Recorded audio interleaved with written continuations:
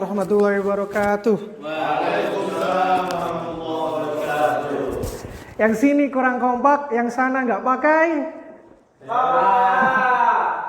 Diulangi lagi ya. Assalamualaikum warahmatullahi wabarakatuh. Waalaikumsalam warahmatullahi wabarakatuh. Nah, di sini saya Zefas Alif Gibran dari kelas PAI 6B akan memberikan seminar materi tentang bagaimana pembinaan mahasiswa, tentang interpretasi belajar, bagaimana berbuat atau bekerja, serta kaitannya dengan ajaran Islam. Yang pertama, belajar bagaimana berbuat atau bekerja. Di era saat ini, tantangan pendidikan banyak berasal dari semakin canggihnya teknologi dan minimnya kreativitas manusia. Pendidikan dituntut untuk melatih anak didik setelah lulus mampu berbuat dan sekaligus mampu memperbaiki kualitas hidupnya sesuai dengan tantangan yang ada. Nah, saat ini banyak kecanggihan teknologi yang dapat kita dapatkan. Mulai pertama salah satunya dari media sosial. Apalagi yang viral sekarang TikTok. Nah, dengar-dengar katanya TikTok bisa menghasilkan uang. Nah, menghasilkan uang. Saya kasih contoh yang paling kecil. Misal, saya punya teman namanya Hazami. Nah, Hazami itu anaknya gemuk, suka makan. Nah dari itu, enggak. Nah dia kan suka makan terus mikir ingin membuat sesuatu daripada makan terus tapi enggak membuat masakan kayak gitu. Nah, biar bisa menghasilkan uang. Nah dibukalah Mas Rifki membuat TikTok. Ya TikTok yang pertama mukbang sarimi isi 5 kayak gitu. Nah dimulai dari hal-hal yang kecil terus mukbang yang besar, mukbang kepala sapi atau apapun. Nah kemudian setelah itu Mas Rifki mendapatkan viewer yang banyak, kemudian perlahan mendapat endorse. Nah dari mendapat endorse Mas Rifki bisa mendapatkan uang atau cuan. Itu menjadi salah satu contoh yang paling kecil. Nah, untuk di arah pendidikan, kita harus dituntut untuk mampu berbuat apa dan bagaimana ke depannya. Dimulai dari bagaimana seperti pendidik.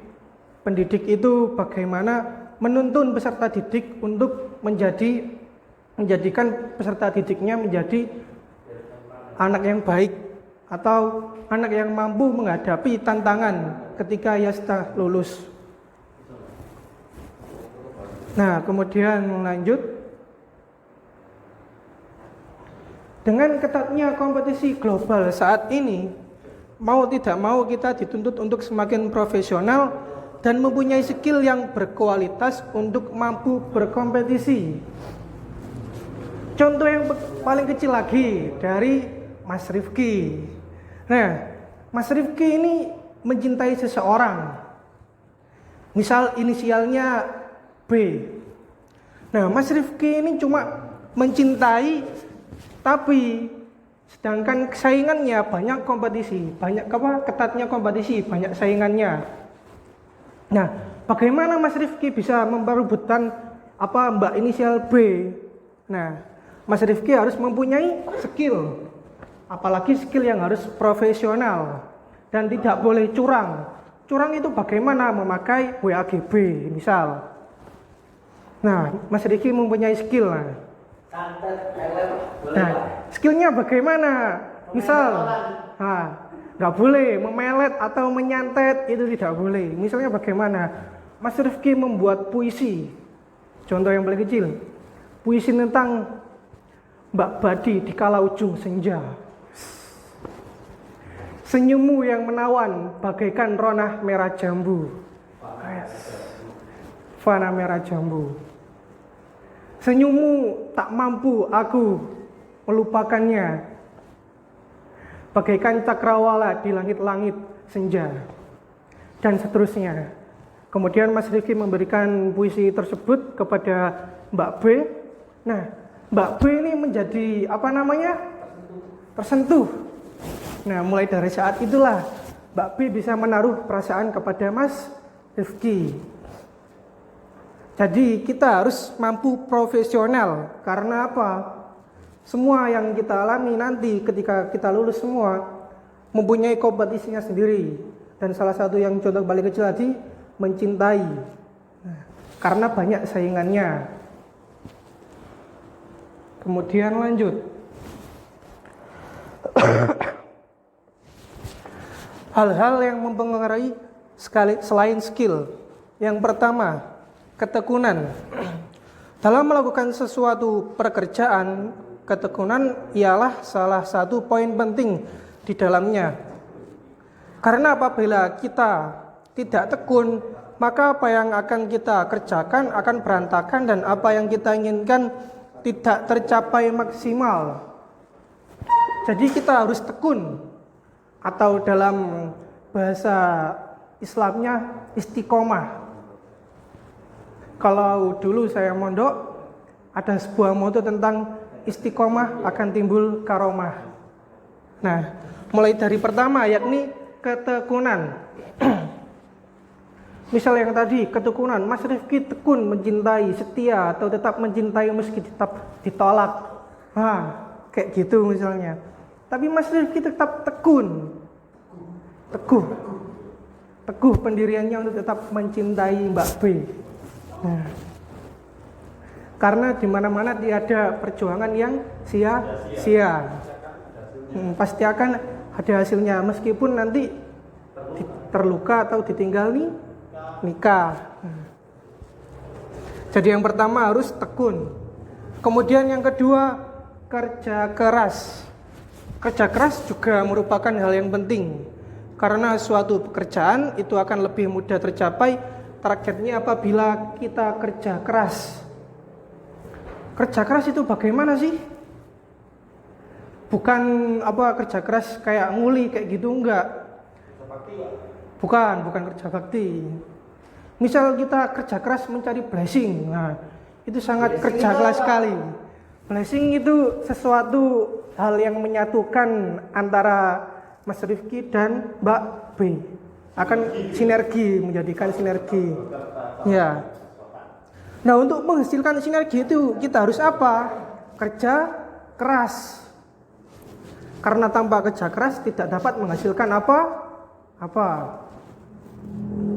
Nah, saya dikasih contoh tadi Mas Rifki kerja keras seperti tadi memberikan puisi atau terus spam chat atau bagaimanapun.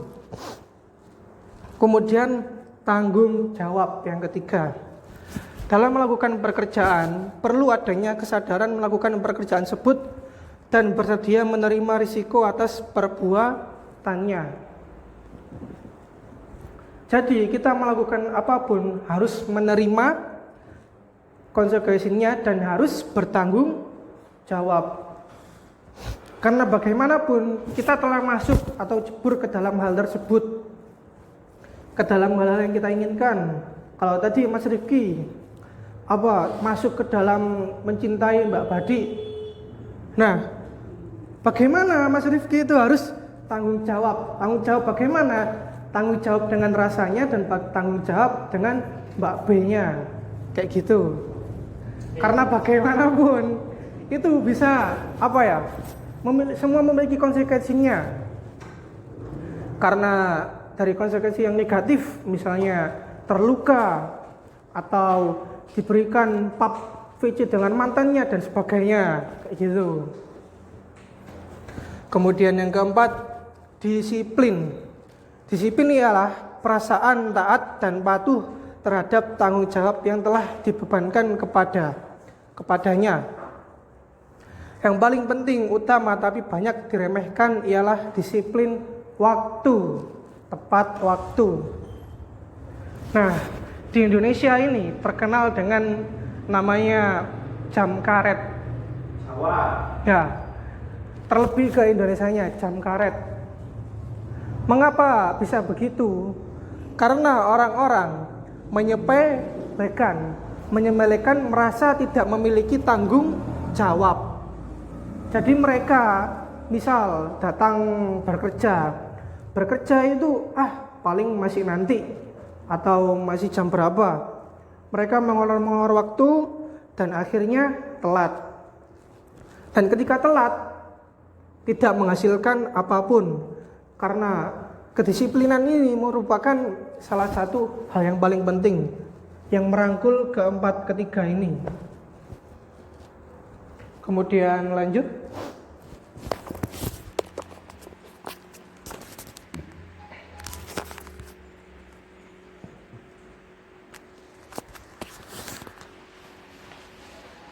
Pembinaan mentalitas untuk siap bekerja juga sangat penting. Ini akan menjadi landasan untuk persiapan kerja secara profesional. Karena di era masa depan ini, mental kita semua harus kuat karena menghadapi semua rintangan. Seperti contoh yang tadi, mental Mas Rifki harus kuat menghadapi tantangan tentang banyak-banyak kompetisi yang merebutkan Mbak B. Nah, Mas Rifki harus memiliki mental yang kuat. Karena tanpa mental yang kuat, Mas Rifki akan goyah dan tidak jadi mendapatkan cintanya Mbak B. Kayak gitu. Dan hal-hal yang lain, mental juga tentang menguatkan diri atau bagaimanapun. Tapi mental secara Islam ialah bersungguh-sungguh, seperti dalam moto bahasa Arab, man jadda wa jadda.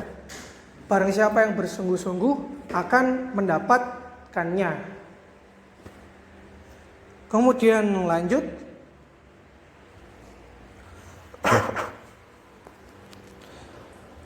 Dalam pandangan Islam, Allah juga memerintahkan hambanya untuk beramal soleh.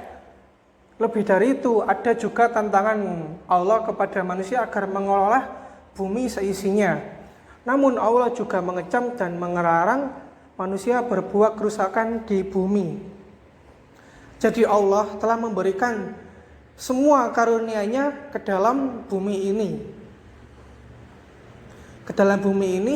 Dan manusia dijadikan Allah menjadi khalifah atau pemimpin di atas muka bumi. Yang dimana manusia harus bisa memanfaatkan yang ada di seluruh karunia-Nya Allah, yakni di bumi. Kemudian lanjut, ajaran Islam sangat mengecam terhadap yang meminta-minta tanpa bekerja atau berkarya, meskipun juga menganjurkan berbuat baik kepada pengemis. Nah, Allah itu paling benci kepada pengemis. Karena apa? Pengemis diberi kemampuan, atau mungkin salah satunya mereka mengurangi kemampuan tersebut. Contohnya, misal pura-pura kakinya terpotong atau tangannya terpotong, pura-pura pincang atau bagaimanapun. Secara nggak langsung kan pengemis kan mengurangi karunia-Nya. Nah, itu sangat dilaknat Allah, karena Allah bagaimanapun telah memberikan seluruh karunia-Nya untuk bagaimana manusia memanfaatkannya. Namun malah dikurangi untuk berbuat buruk oleh manusia tersebut. Dan jangan sampai nanti ketika kita menghadapi era tantangan itu, kita jangan sampai menjadikan kita mental down atau mental pengemis atau mental meminta-minta. Kemudian lanjut yang ketiga. Nah, dari sini pemaknaan ajaran ibadah dikaitkan dengan proses keberhasilan kerja juga sangat penting. Jadi ajaran ini harus mampu menjadi motivasi dan sekaligus faktor pendukung yang dinamis. Nah, yang tadi misal Mas Rifki juga tidak cuma berjuang untuk mendapatkan cintanya. Namun Mas Rifki harus juga berdoa kepada Allah, ibadah kepada Allah, mendoakannya. Atau disingkat menjadi amin yang paling serius dari Mas Rifki. Itu bisa menjadi puisi dari Mas Rifki untuk Mbak B.